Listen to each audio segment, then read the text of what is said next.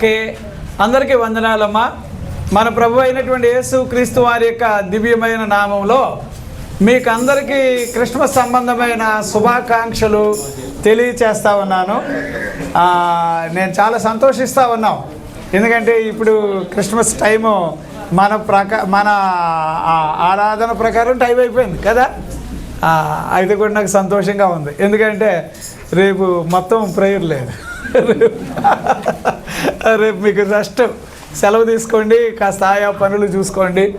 Actually లేనందుకు కాదు, కానీ మనకి రోజుకు 3 కూటాలంటే చాలా దేవుని యొక్క దయ ఉండబట్టి జరుగుతున్నాయి. అలాగే ఈ సమయంలో ఓనేసిము గారికి, వారి కుటుంబానికి, వారి పిల్లలకి, వారి బంధువులు ఎవరైనా ఉండి వారు ఆహ్వానించిన వాళ్ళు ఎవరైనా ఉంటే వారందరికీ క్రిస్మస్ సంబంధమైన శుభాకాంక్షలు తెలియచేస్తూ ఉన్నాం. సంఘ విశ్వాసులందరిని బట్టి వందనాలు. ఇప్పుడు చిన్న వాక్య భాగాన్ని మనం ఆలోచన చేద్దాం. ఇది చాలా చాలా ఇంపార్టెంట్గా ఉండేదిగా దేవుని యొక్క వాక్యాన్ని మనం గమనిద్దాం. ఇందులో నుంచి ఎట్లాగా మనం ప్రభు యొక్క గొప్పతనాన్ని, ఇప్పుడు నేనేమంటానంటే యేసు ప్రభు ఈ భూమి మీదకి రావడానికి ముందుగా మీకు చూడండి ఒక 7 ఇంపార్టెంట్ పాయింట్స్ ఉంటాయి. ఒకటి, ఆయన ఈ లోకానికి రాకముందే ఆయన వస్తాడు అని ఎన్నో వందలు వేల సంవత్సరాల క్రితమే, అంటే ఇప్పటి నుంచి లెక్కేస్తే అప్పుడే ఆల్రెడీ ఆయన వస్తాడు అని ప్రవక్తలు ప్రవచించారు. అప్పుడు యేసు ప్రభు మామూలోడు కాదు. వింటున్నారా? మీరు లూకాసు వార్త 1:32 వచనంలో చదివితే ఆయన ఎవరో తెలుసా?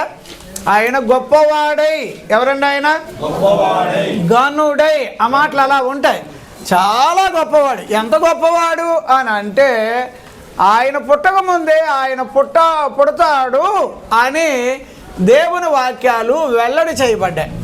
సరే, ఒక్కటి. రెండవది, ఆయన పుడితే ఆయనే ఈయనని చెప్పడానికి కన్య మరియకు ఆయన పుడతాడు అని రాశాడు. ఎవరికి? ఆలోచన చేయండి. అంటే ఇప్పుడు యేసు ప్రభు వారి లోకంలో పుట్టడం అంటే నేను ఇలాంటివన్నీ బాగా ఆలోచన చేస్తాను. ఎందుకు అంటే ఆయనకు అసాధ్యమైనది ఏదీ లేదనడానికి అక్కడ ఒక కన్యకను దేవుడు పాత్రగా వాడుకున్నాడు అని ఒకటి వాక్యంలో మనం చదువుతాం. అంచేత మిడిమిడి జ్ఞానం లేని వాళ్ళు వాదనలు, రకరకాల డిబేట్లకు వెళ్తారు, కానీ ఇదంతా దారుణం. ఎందుకంటే నా దేవుడు ఏమండి, ఈ పిల్లలు మౌనంగా ఉండాలని మీరు కోరుకుంటున్నారు అనుకుంటే కనుక రాళ్ళు ఏమవుతాయి? దేవుణ్ణి స్తుతిస్తాయని అన్నాడు. దెబ్బతోటి అవతలోడికి కంటి చూపు తప్ప నోటి మాట ఉంటే ఒట్టు. మరి అలాంటి గొప్ప దేవుడు, ఆయనకి సమస్తము సాధ్యము. అది బైబిల్ వాక్యాల్లో మనం చదువుతాం. ఎందుకంటే పండు ముసలోళ్ళు ఏమండి యవన కాలంలో పుట్టిన కుమారునికి అన్నట్టుగా బలవంతుని చేతిలో బాణం అంటారు చూడండి, అలాగా జకరియా గారు, ఎలిజబెత్ గారు ఓ బలమైన కుమారుని కన్నారు. బైబిల్ వాక్యాల్లో మత్తయి సువార్త 11:11 వచనములో ఏమంటే స్త్రీల కన్న వారందరిలో యోహాను చాలా బలమైన మనిషి అని రాశారు. అంచేత సార్ చాలా ఆలోచన చేయండి. యేసుప్రభు వారి లోకానికి వచ్చారు అని అనగానే తక్కువ అంచనా వేసేవాడు ఎవడు బాగుపడ్డు. నేను మళ్ళీ చెప్తున్నా, తక్కువ అంచనా వేస్తారు చూడండి యేసుప్రభుని. ఎందుకంటే నీ బతుకులో ఏమంటే నీ పిల్లల కన్నా ఆయన గొప్పవాడు, నీ భార్య కన్నా నీకు ఆయన గొప్పవాడు, నీకున్న ఆస్తి అంతస్తుల కంటే కూడా ఆయన గొప్పవాడు. నేను ఇంకా చెప్తున్నా, నీ భవిష్యత్తు అంతటికి ఆయనే మూలాధారం, క్షేమాధారం అని ద్వితీయోపదేశకాండం 30వ అధ్యాయం 20వ వచనంలో మనం చదువుతాం. ఎంత గొప్ప దేవుడు ఈ భూమి మీద పుడితే ఏమంటే ఇప్పుడు ఆయన ఎవరు? ఏమంటే బైబిల్ వాక్యాలు ఎలా చెప్పినాయి తెలుసా? పరలోక సైన్యమంతయు దిగి వచ్చేసి గాన ప్రతిగానాలు చేసి దేవుణ్ణి స్తోత్రించిరి అని అన్నారు. యేసు ప్రభు పుడితే పరలోక సైన్యం. ఏ సైన్యం? గట్టిగా చెప్పండి అబ్బా. అప్పుడు ఆయన గొప్పోడు అంటారా కాదంటారా? ఎంత గొప్పోడు గురించి నువ్వు తక్కువ అంచనా వేస్తే నాకు అసలు నచ్చట్లే. తక్కువ అంచనా వేయడం నాకు అస్సలు ఏమన్నా అంటే ఆయన ఇక్కడోడు కాదండి అంటాడు. ఈడెవడో ఎక్కడి నుంచి వచ్చినట్టుగానే గట్టిగా మాట్లాడితే ఆయన ఏది క్రైస్తవుల దేవుడు ఎవడరా బాబు చెప్పినాడు? క్రైస్తవుల దేవుడు కాదు ఈయన, మనుషులందరి దేవుడు అని బైబిల్ వాక్యాలు చెబుతున్నాయి. కాకపోతే క్రైస్తవుల దేవుడు దీవించును గాక. రీజన్ ఏంటో తెలుసా? అవును ఆయన మా దేవుడు అని చెప్పి అంగీకరించారు కాబట్టి 11:26 వచనంలో అపోస్తుల కార్యాల్లో మొట్టమొదట వాళ్ళు క్రీస్తుని అనుసరించడం వల్ల వాళ్ళని క్రైస్తవులు అని పిలిచారు. అది బైబిల్లో ఉన్న ప్రత్యేకత. అందుచేత యేసు ప్రభు ఏదో ఒక్కడికి చెందుతాడని అనుకోకండి. దేవుడు లేడనేవాడికి కూడా ఆయన రక్షకుడు. ఏమండి, దేవుడు ఉన్నాడు అనేవాడికి ఆయన రక్షకుడు. రకరకాల దేవుళ్ళు అంటూ ఏముండదు, ఒక్కడే దేవుడు. ఆయనే మనం ఆరాధన చేయుచున్న నజరేయుడైన యేసు ప్రభు. ఆయన తప్ప వేరే దేవుడు ఏ కాలంలోనూ ఎప్పటికీ ఉండడు. దేవునికి స్తోత్రం. హల్లెలూయా. అప్పుడు ఈ దేవుడు ఎంత గొప్పోడు అంటే ఈయన ఎవరు అని అంటే మామూలుడు కాదనడానికి ఏమండి బైబిల్ వాక్యాల ప్రకారంగా ఆకాశంలో నక్షత్రము ఉదయించెను. ఏమ్మా ఎవరు పుట్టారని?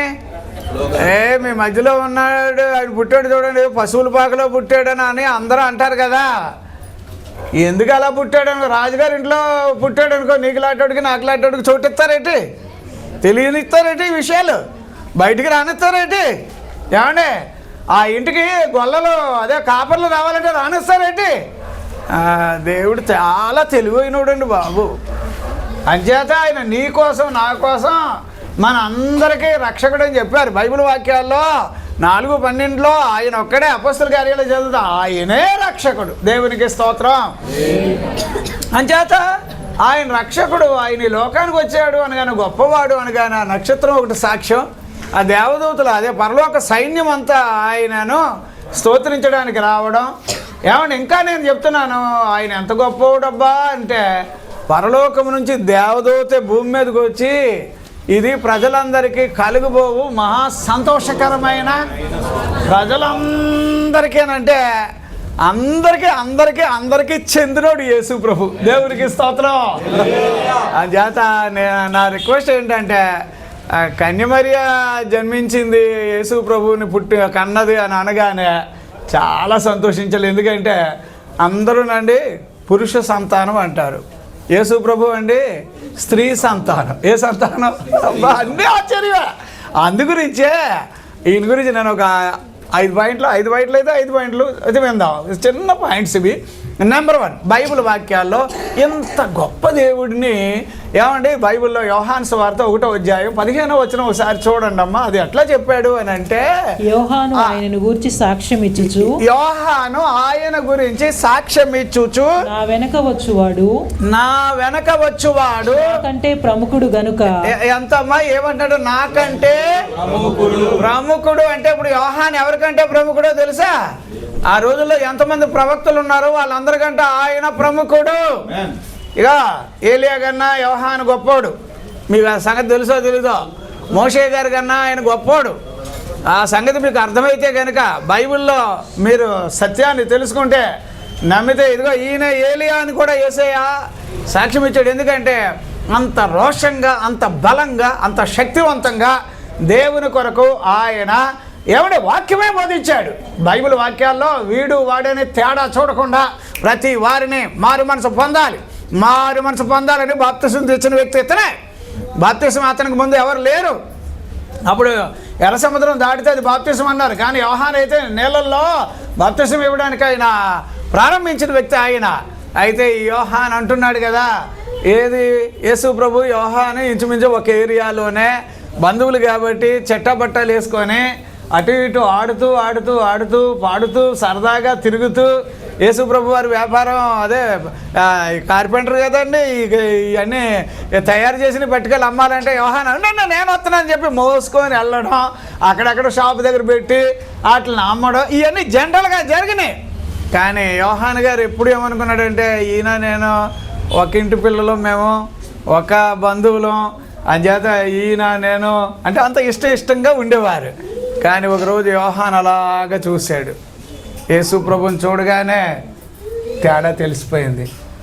అమ్మో నేను ఈయన ఒకటి అనుకున్నాం కాదురా బాబు అని అప్పుడు ఆయనకు అర్థమయ్యి ఇక లోక పాపములను మోసుకొని వెళ్ళిపోవు.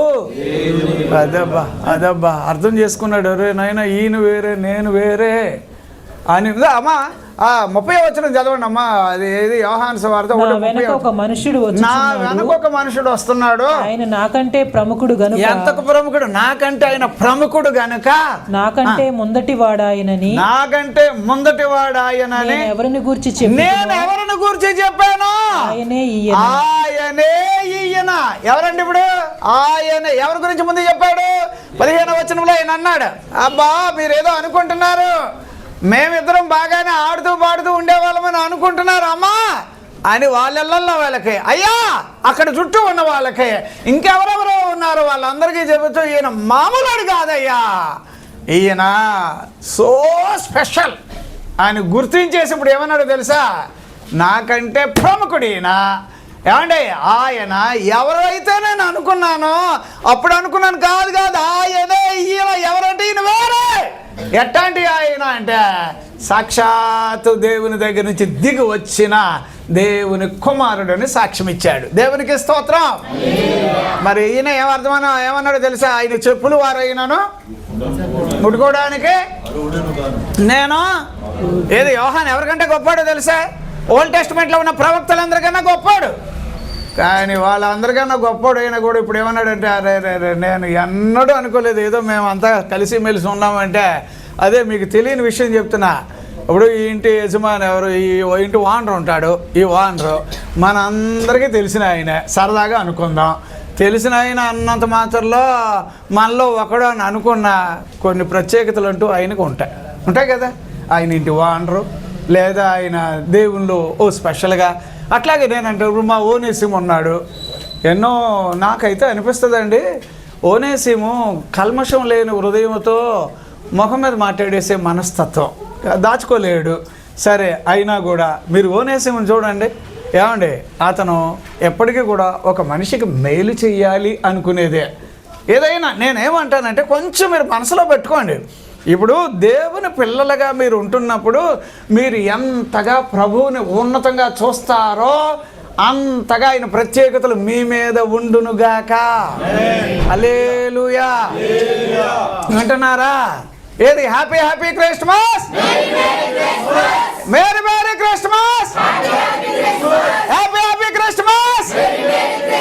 యేసు నా కొరకే పుట్టాను, యేసు మనందరి కొరకు పుట్టాను, యేసు లోకానికి రక్షకుడు. దేవునికి స్తోత్రం.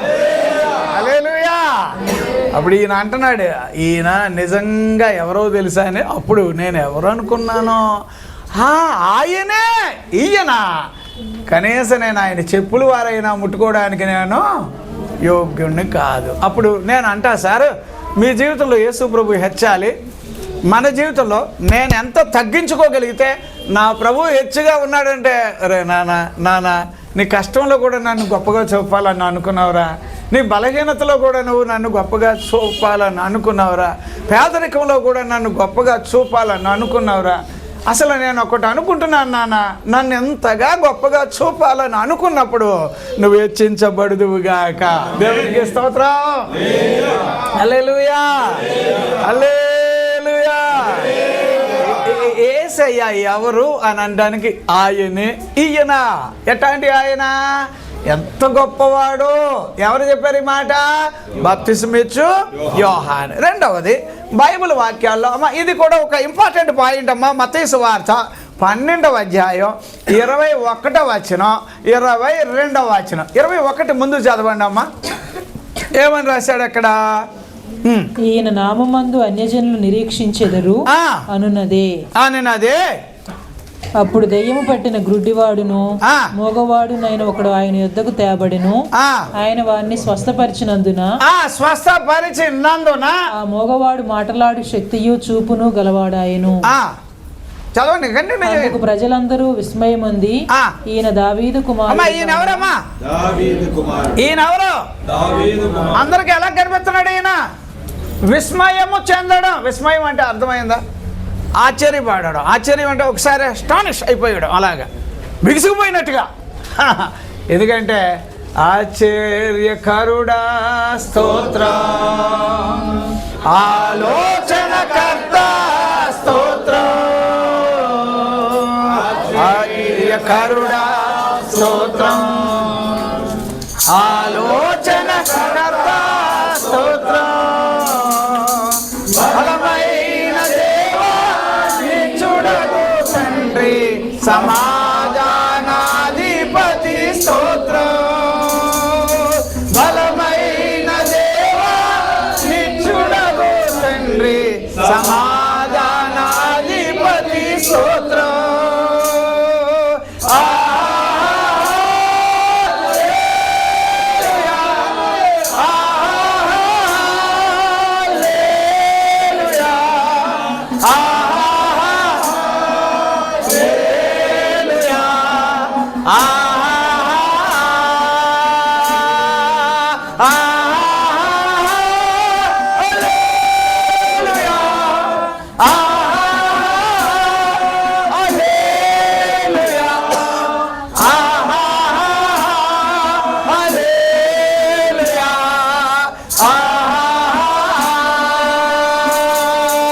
ఆశ్చర్యకరుడా ఆలోచనకర్త స్తోత్రం. ఆలోచనకర్త స్తోత్రం. బలమైన దేవ స్తోత్రం. బలమైన దేవ స్తోత్రం. నిత్యుడగు తండ్రి స్తోత్రం. ఆమేన్. సమాధానకర్త స్తోత్రం. నిత్యుడగు తండ్రి సమాధానాధిపతి స్తోత్రం. బలమైన దేవా నిత్యుడగు తండ్రి సమాధానాధిపతి. హల్లెలూయా, హల్లెలూయా, హల్లెలూయా, చేతులెత్తి హల్లెలూయా,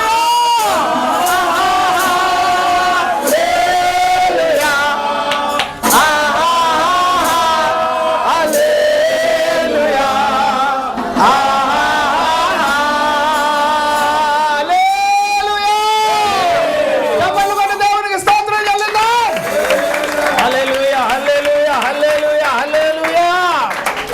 సరే, ఇప్పుడు వాక్యంలో చదివిన వాక్య ప్రకారంగా అందరూ ఆశ్చర్యపడ్డారట, అందరూ విస్మయం చెందారట. ఈయనెవరు ఎవరబ్బా అంటే రోగులను బాగు చేసేవాడు ఆయన. ఎవరబ్బా? చెప్పండి అమ్మా. రోగులను దెయ్యాల చేత పట్టి పీడింపబడుచున్న వారిని. ఏసారి యేసు ప్రభుని కలిగి ఉన్న తర్వాత నువ్వు రోగిష్ఠుడిగా ఉంటే ఆయనకి నచ్చలేదు సార్ నేను చెప్పేది వినండి సార్.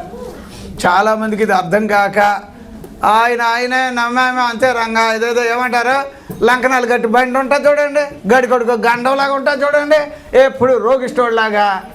సార్ అది బాగాలేదు సార్ పద్ధతి. ఒక్కసారి మీరు ఎందుకో పాస్టర్ గారు ఇలాగ ఎందుకు చెప్తున్నాడు? పాస్టర్ గారు ఎందుకు ఇలా చెప్తున్నాడు?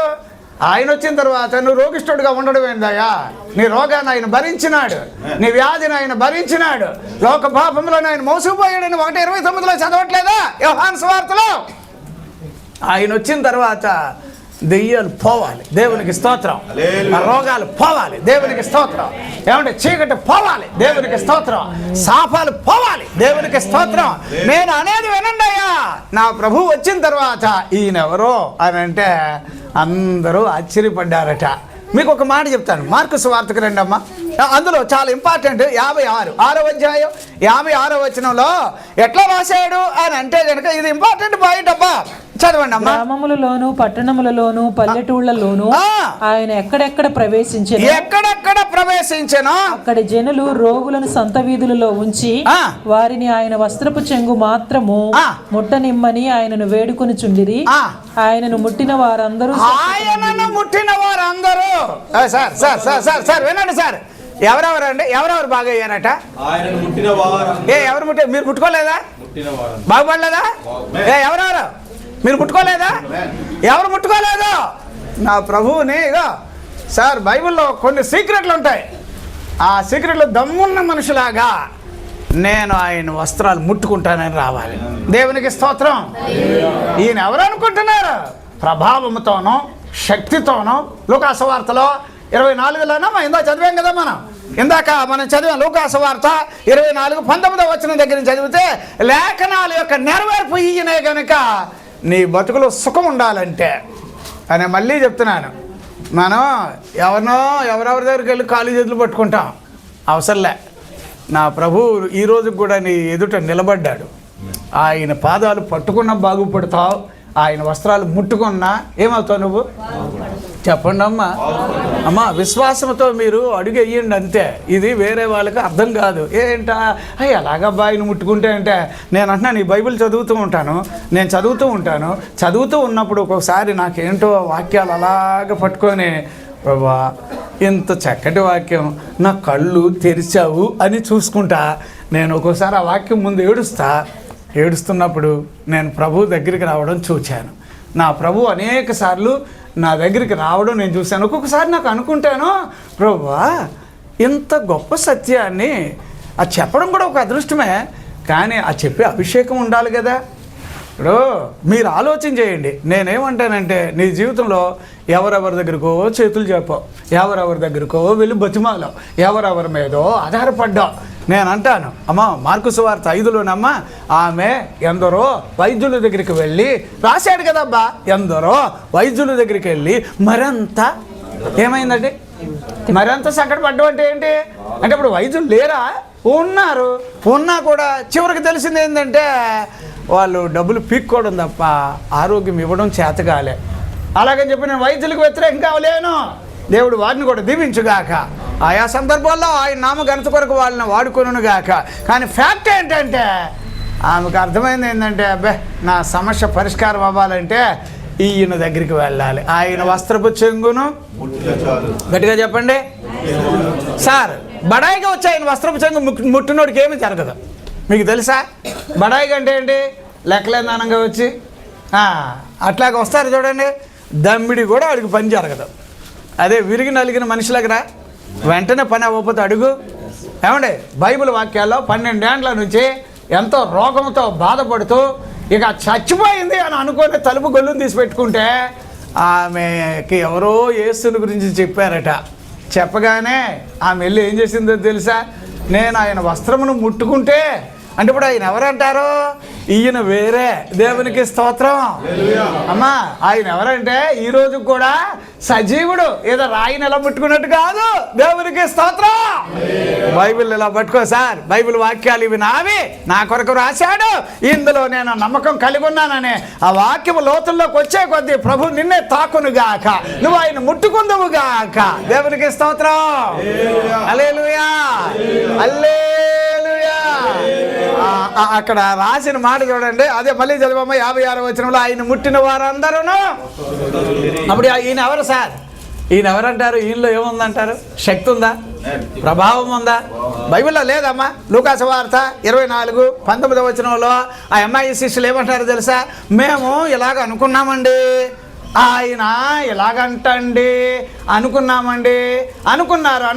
ఏదయ్యా నీ బతుకులు అంటే వాళ్ళు ఏమనుకున్నారు చూడండి అమ్మా, చదవండి అమ్మా, 19 నుంచి చదవండి. 1:19 నుంచి. వారు నజరేయుడైన యేసుని గూర్చిన సంగతులే ఆయన దేవుని ఎదుటను ప్రజలందరి ఎదుటను క్రియలోను వాక్యములోను శక్తిగల ప్రవక్త. ఎవరమ్మాయినా క్రియలలోను వాక్యములోను శక్తి కలిగిన ప్రవక్తని మేము నమ్మాము. కంటిన్యూ చేయండి అమ్మా. మన ప్రధాన యాజకులను అధికారులను ఆయనను ఎలాగో మరణ శిక్షకు అప్పగించిరో నీకు తెలియదా? ఇశ్రాయేలును విమోచింపబోవాడు ఎవరమైనా విడిపించేవాడయ్యా, నిన్ను బాగు చేసేవాడయ్యా. నీకు విమోచన అంటూ ఉంటే, నీకంటూ విడుదల అంటూ ఉంటే రా, యేసు ప్రభు వస్త్రాలు పట్టుకునేవాడిగా నువ్వు రావాలి. ఇప్పుడు బైబిల్లో నేను కూడా అదే ఎప్పుడు ఆలోచన చేసినప్పుడల్లా, పొత్తిగుడ్డలతో ఆయన చుట్టు పెట్టారు, మీరు వెళ్ళి చూడండి అని అంటే, ఏందయ్యా మాట అలా రాశాడు? అందరికీ ఎన్నెన్నో గొప్పగా చేస్తారు కదా, ఈయనకి అలా రాసాడేట అని నేను ఒకసారి ఇలాగ ఆలోచించి, ప్రభు నాకు ఇది అర్థం కాలేదు ప్రభు అంటే, ఒరే ఏట్రా ఏం అర్థం చేసుకున్నారా నన్ను అని నాకు ఎలా మాట ఇచ్చాడండి.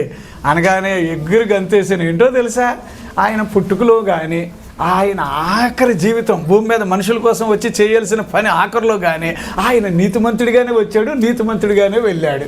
అప్పుడు ఆయన పొత్తుగుడ్డలు అనగానే నాకు అర్థమైంది, ఆయన నీతి స్వరూపుడైన నీతిమంతుడైన. 104లోనే ఎక్కడ చదువుతావు? ఆయన వస్త్రాలు ఎటువంటివి అమ్మ? ఎట్లా 102లోనా చదువుతాం. అవి మహిమ కలిగిన వస్త్రాలు, వెలుగును ఆయన వస్త్రముగా ధరించినాడని రాశాడు. చాలా స్పెషల్ ఉందబ్బా. అందుచేత నేను ఈ వాక్యాన్ని చెప్తున్నాను. వాళ్ళు ఏదో ఎంఐ శిష్యులు వచ్చారు, చూచారు, మేము అందరం అలాగ అనుకున్నాం కానండి అలా కనిపించట్లేదండి అని చెప్పి అప్పుడు వాళ్ళు దుఃఖముఖులై ఏడుతా పోతున్నారట. ప్రభు అన్నాడు, దుఃఖముఖులుగా వెళ్ళే వారిని చూసి మందమత్తులారా, లేఖనాలు శక్తిని ఎరుగని మందమత్తులారా అని వార్నింగ్ ఇచ్చి ఇలా మాట్లాడుతూ ఉండగానే అప్పుడు వాళ్ళ కళ్ళు తెరవబడెను. దేవునికి స్తోత్రం, హల్లెలూయా. ఇప్పుడు ఈయన ఎవరో తెలుసా? సోంబేరిగాళ్ళు అందరినీ ఉజ్జీవానికి తీసుకొచ్చేవాడు ఆయన. దేవునికి స్తోత్రం. బద్దకస్తులందరినీ ఏం చేస్తాడో తెలుసా? హుషారుగా తయారు చేసేవాడు ఈయన. ఏమండి నేను అంటున్నా, ఇంకా చెప్పాలంటే రోగులను బాగు చేసేవాడు ఈయన. ఎవడెవడ బంధకాల్లో ఉన్నారో అవి గొలుసులతో కట్టబడిన ఇనుప సంఖ్యలైనా ఇత్తడి తలుపులైనా యేసు వాటిని తెరచునుగా. అట్లాంటి దేవుడు ఈ దేవుడు. అప్పుడు వాళ్ళు అర్థం చేసుకొని, అయ్యా మేము ఇలాగ అనుకున్నాం కానండి అని అంటే, ఏం కానరా మీ జీవితాలు అంతా గూనెట్టుకొని అని వాళ్ళకి సెట్ చేసి వాళ్ళకి వెంటనే ఆయన ఎవరో చెప్పేటప్పటికి వాళ్ళకి అర్థమైపోయింది. అప్పుడు వాళ్ళు అన్నారు 24:32లోన ఆయన మనతో మాట్లాడుచుండగా మన హృదయములు మనలో మండుచుండలేదా? ఎంత గొప్ప దేవుడు అబ్బా. మనిషి జీవితాన్ని బాగు చేసేవాడే మన ప్రభువు అయిన యేసయ్య. ఈయన ఎవరు అనుకుంటున్నారు? నశించిన దానిని వెతికి రక్షించేవాడు. యేసయ్య వచ్చాక నీ జీవితంలో నేను చెప్తున్నాను, ఎంతమంది ఎన్నన్నా చెప్పుకోనివ్వండి సార్, ఏంటో మన బతుకులాగా అయిపోతుంది ఇటో అని అనుకుంటారు. కానీ బైబిల్ పట్టుకొని ఉండండి, వారిలో ఒంటరైనా కూడా నువ్వు అనేకమైన బలమైన జన్మగా మారిపోతావు. దేవునికి స్తోత్రం, హల్లెలూయా. ఇక సార్ మీరు బయట మనుషులు చూసుకొని వీళ్ళు అలాగా వాళ్ళు అలాగంటే, నేను గట్టిగా చెప్తున్నా, నీ గురించి ఇంతకన్నా ఎక్కువ సమాచారం దేవుని దగ్గర ఉంది, జాగ్రత్త. నేను వాక్యం చెప్తుంటే అడ్డు వస్తున్నాడు అలాగా. నీ గురించి నాకు తెలియదా? లేదా ఓనేసిం గురించి నాకు తెలియదా? ఈ ఇంటి ఓనర్ నాకు తెలియదా? లేదా ఈయన నాకు తెలియదా? ఎవడైతే అలాగ అనుకున్నాడో, అరే నీ గురించి దేవుని దగ్గర చాలా సమాచారం ఉంది, జాగ్రత్త. ఈ సమాచారం సరి చేయబడాలి అంటే ముందు నువ్వు యేసు ప్రభుని రుచి చూడు. ఈయన మామూలుడు కాదు. ఈయన ఇక అందరిలో అతి శ్రేష్ఠుడు, మనకందరికీ తానే ప్రభువు. అందరిలో అతి శ్రేష్ఠుడు, మనకందరికీ తానే ప్రభువు. హల్లెలూయాకు పాత్రుడు, అనుదినము బ్రోకెదము. హల్లెలూయాకు పాత్రుడు, అనుదినము బ్రోకెదము. సాగిల పాడి బ్రోకెదము, సత్యముతో ఆత్మలో మన ప్రభువైన యేసునే సాగిల పాడి బ్రోకెదము. ఎవరమ్మా ఈయన? అందరిలో, ప్రవక్తలలో, మనుషులందరిలో ఆయనే గొప్పవాడు. దేవునికి స్తోత్రం. సరే, ఇప్పుడు ఈయన ఒక్కడే గొప్పవాడని నమ్మే వాళ్ళు ఎంతమంది ఉన్నారు ఇక్కడ? అంతేనా? అన్ని చేతులేనా? ఈయన తప్ప వేరేవాడు గొప్పవాడు ఉండడు. ఆకాశం అందైనా, భూమి మీదైనా, భూమి క్రిందైనా యేసు ప్రభు కంటే గొప్పవాడు లేడు. అది గుర్తుపట్టాలి. అప్పుడు ఈయన ఎవరు అంటే, ఇక సార్ నా ఎంక చూడండి, ఇప్పుడు ఈయన ఇంత గొప్పవాడు అయితే ఇది కొంచెం మనం అర్థం చేసుకోవాలి. మత్తయి సువార్తకు రండి అమ్మ, 12వ అధ్యాయం. ఏమంటే 19వ వచనం ఒకసారి చదువుతారా? మత్తయి సువార్త 12. ఈయన జగడమాడడు. ఈయన ఎవరమ్మా? ఏం చేయడండి? జగడ అంటే అర్థం ఏంటండి? సార్ చెప్పాలి సార్. ఏదేది ఎవడెవడ గొడవలు పెట్టుకునే వాళ్ళు ఇక్కడ. అబ్బాయి నువ్వు అంటే కాలు దువ్వేవాడు అందరికీ దేవుని వాక్యం వచ్చి చెప్పేది ఏంటంటే, అరే నేను గొప్పవాడినని నువ్వు గుర్తుపడితే గనక నీ వాదనో నీ గొడవో నీకు ఉండవలసిన ఏయో ఆయన తీర్చును కాక. తగాదాలకు పరుగులు ఎత్తారో. నేను ఇప్పుడు ఈ పాయింట్లోకి వెళ్ళాలి. ఇప్పుడు ఈయన ఎవరంటే జగడమాడేవాడు కాదట. అంటే ఈయన ఎవరు అనుకుంటున్నారు? ఈయన వచ్చాక సమాధాన అధిపతి. ఎవరండి ఆయన? యెషయా గ్రంథం 9:6 అదే కదా చదువుతాం సార్. ఏమంటే ఇంత గొప్ప దేవుడు వచ్చిన తర్వాత నీకు సమాధానం ఉండునుగాక. ఏవో విషయాల్లో ఎవరి మీదో పడిపోవాలని అనుకుంటున్నావేమో, ప్రభు వచ్చి అన్నాడు, నాన్న నేను నీ దృష్టిలో గొప్పవాడిని అయితే నువ్వు జగడం ఆడడానికి వీలు లేదు, గొడవలకు వెళ్ళడానికి వీలు లేదు. అర్థమైందా? ఎవరెవరు గొడవలకి కారణాలుగా ఉంటున్నారో, అమ్మో కొంతమంది ఏంటంటే వాళ్ళేం గొడవల దగ్గర సీన్లో కనబడరు, అంటిచ్చేసి వెళ్ళిపోతారు పక్కన అలాగా నక్కలాగా. ఇంకా తగలలేదా, ఇంకా గొడవ అవ్వలేదా, ఇంకా అవ్వలేదా? దేవుడు నీ మీదకే ఆయన చెయ్యి ఎత్తితే బాగుంటుందని నేను అనుకుంటాను. కొంతమంది తగాదాలు పెట్టేసి ఏమంటే గొడవలు పెట్టేసి ఏమి అరగనట్టు అమాయకంగా చూస్తారు. దేవుడు ఇదిగో సార్, నేను ఈరోజు చెప్తున్నా, మీలో ఒక రకమైన స్పిరిట్ తిరుగుతుంది, ఒక ఆత్మ. అదేంటంటే కనబడిని నెమ్మది నంగిలాగా అవతలోడికి పొల్లెట్టి అగ్గిపెట్టి వెలిగించి ఏం ఎరగన వాళ్ళగా అంత అమాయకంగా ప్రైజ్ లాడు బ్రదర్ రే బోలిగా మోసగాళ్ళగా నువ్వు చెప్తున్నావు, కానీ లోపల అవతల తగలెట్టేస్తున్నావు, జాగ్రత్త. అందుకే ఈ వాక్యాన్ని తీసుకొచ్చాడు. ఆయన జగడమాడు. ఎవరండి ఆయన? నేను చెప్తున్నా, కుర్రోళ్ళ దగ్గర నుంచి చెప్తున్నా, యవనస్తుల దగ్గర నుంచి చెప్తున్నా, అమ్మలు కుటుంబాలు ఏలాలి కదా, కుటుంబాల సంసారాలు ఉండాలి కదా. మీ సంసారాల్లో కనుక ఈయన గొప్పవాడిగా ఉన్నాడు అంటే తగాదాలకు మర్యాదగా నేను చెప్తున్నా, వదిలేసేయండి యేసు ప్రభు పేరు మీద. నేను చెప్తున్నాను, వింటున్నారా? అయ్యా మీరు ఆరుతారా తీరుతారా? నేను ఆర్చలేని తీర్చేవాడు ఆర్చేవాడు ఒకడున్నాడు, ఆయనే నేను ప్రసంగం చేస్తున్నా, నజరేయుడైనా ఆయన నీ సమస్యకు పరిష్కారం చెయ్యునుగాక. నువ్వు కావాలని కాలు దువ్వుతా ఉంటే గనక ఈయన జగడమాడు. ఈయన ఎవరమ్మా చెప్పండి అమ్మా? ఏదేది గొడవలు ఇట్టే వాళ్ళు ఒకసారి చెప్పండి ఈ మాట. నెయ్యనా? అయ్యో ఎవరనరా? జగడ మాడాడు. చాలా జాగ్రత్త. నేను ఎవరి సమక్షంలో నిలబడి వాక్యం చెప్తున్నానో, ఎవరిని బట్టి వాక్యం చెప్తున్నానో, కొన్ని కొంపలు ఆరోగ్యంగా ఉండడానికి నువ్వు కారణంగా నిలబడాలి. నేను చెప్తున్నా, వాక్యం చెప్తుంటే సమస్యలతో ఉండేవన్నీ బయటకు వస్తాయి సార్. ఎవరెవరైతే ఇలాగా ఇబ్బందికరంగా ఈయనకు అడ్డుపడ్డం ఏంటయ్యా నువ్వు?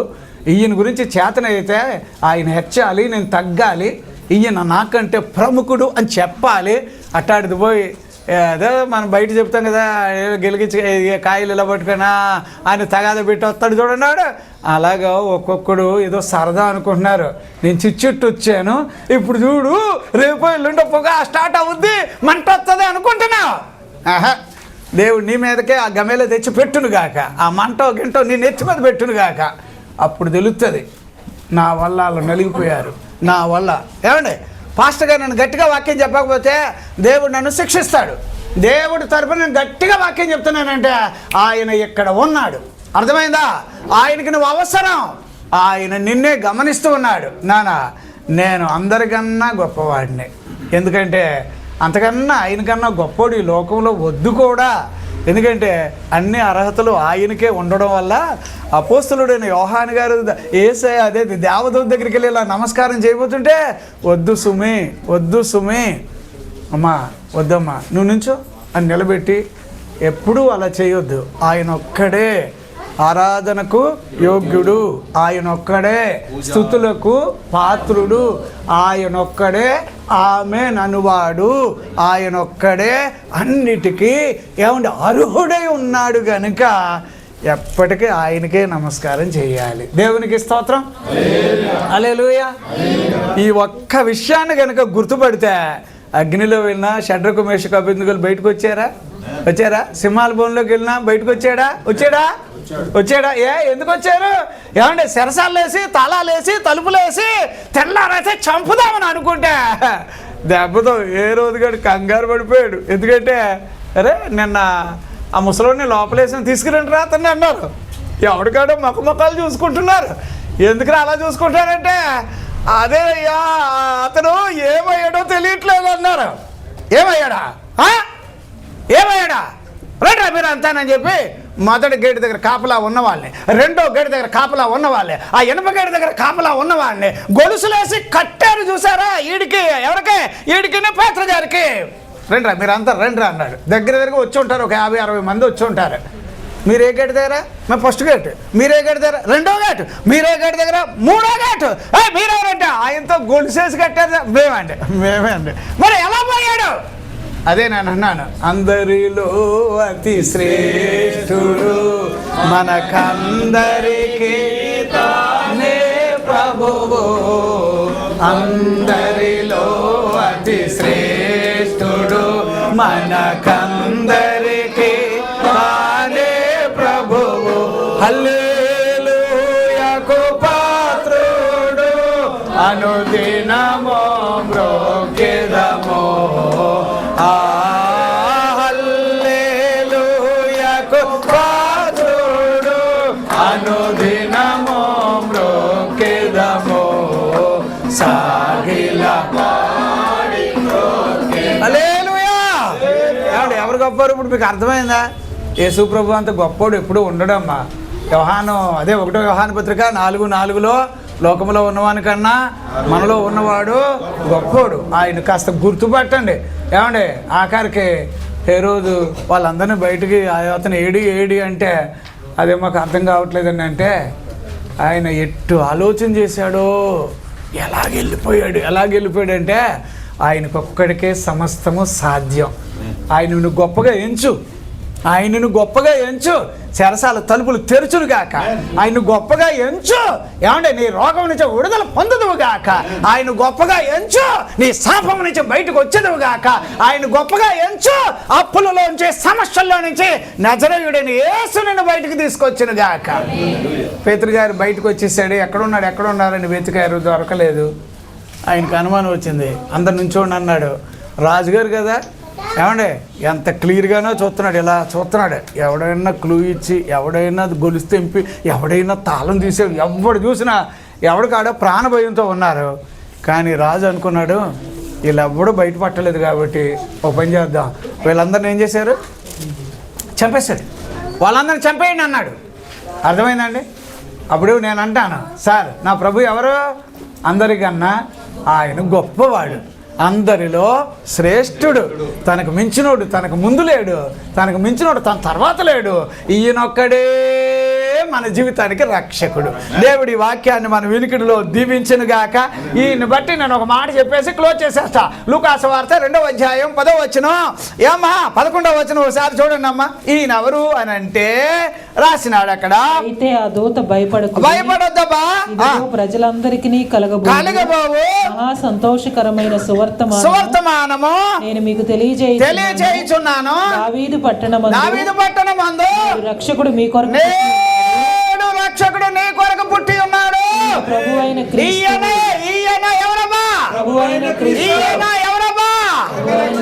ఎక్కడ పుట్టాడు ఆయన? ఎవరి కోసం పుట్టాడు ఆయన? దావీదు పట్టణమందు నేడు రక్షకుడు మీ కొరకే ఆయనే ఈయనే ప్రభువైన యేసుక్రీస్తు. దేవునికి స్తోత్రం. దేవుడి వాక్యాన్ని మన వినికిడిలో దీవించును గాక. అందరూ చప్పట్లు కొట్టి దేవునికి స్తోత్రం చెల్లిద్దామా? దేవాది దేవునికి మహిమ ఉన్నతమందును, ఏమంటే సర్వలోకములోను ఆయన మాత్రమే మహిమ పరచబడును గాక. ఆమేన్.